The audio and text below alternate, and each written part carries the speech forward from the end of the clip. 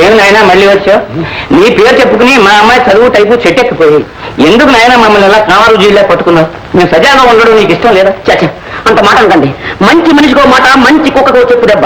ఓ మాట చెప్పారుగా మళ్ళీ నేను వస్తాను చెప్ప. మరి ఎందుకు వచ్చావని నేను ఎందుకు రాలేదండి. చిట్టుబాబు కోసం వచ్చాను. ఏ కొత్త సినిమా ఏమన్నా రిలీజ్ అయ్యింది? సెక్స్ బాంబ్ అని కొత్త సినిమా రిలీజ్ అయిందండి. మీలాంటి వాళ్ళకి భలే ఉపయోగం ఉంటుందండి. వస్తారా? నాకెందుకులే నాయన, నువ్వు ఉన్నవాడివి నీ ఇష్టం వచ్చినట్టు తిరుగు. మా వాడు చదువుకుని 4 రాళ్ళు సంపాదిస్తున్నా కానీ మా కుటుంబం గడవదు. ఎందుకు నాయన వాళ్ళు అలా పాడు చేస్తావు?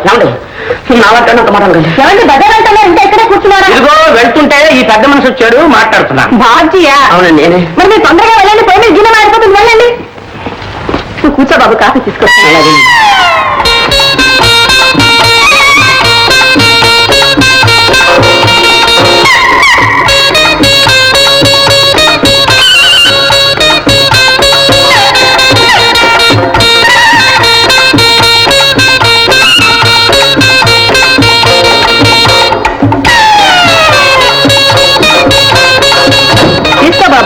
అలాగేనండి.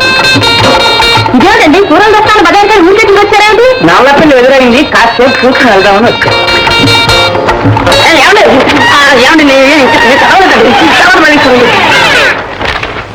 భాగ్యం, భాగ్యం! ఏమిటన్నా? ఎంతకాలం నుంచి సాగుతుంది ఈ ఉత్తరాల వ్యవహారం? ఉత్తరం ఏంటన్నా? కదడున్న పట్ట కనుకో. ఇలాంటి పిచ్చి వేషాలు ఇస్తే నిన్ను ఎవరు చేసుకుంటారు? రేపు పెళ్లి రే కనుక ఎక్కడ నా కళ్ళు చూడు. తగబెట్టరా ఏమండి? కళ్ళజోడు కనిపించట్లేదండి, ఆఫీస్ వాళ్ళు పెట్టారేమో. సరే ఇలా పట్టుకోవస్తాడు. అక్షరం వెడమర్చి చదువు. చెప్తాను దీని సంగతి. కుమారి భాగ్యలక్ష్మికి ఆశీర్వాదములు. ఆశీర్వాదములా? ప్రేమలేఖ రాయడం కూడా తెలియదు చావకి. తర్వాత ఉంచదు.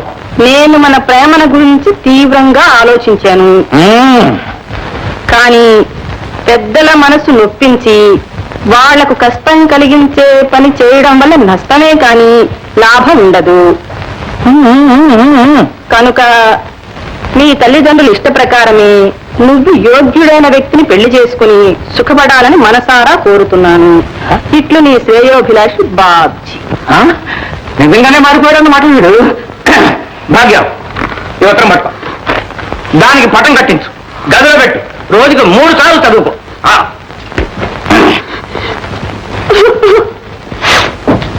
ఎందుకే ఏడుస్తావు? చదువుకో. ఇంకా ఎందుకు? నువ్వే చదివి వినిపించావుగా.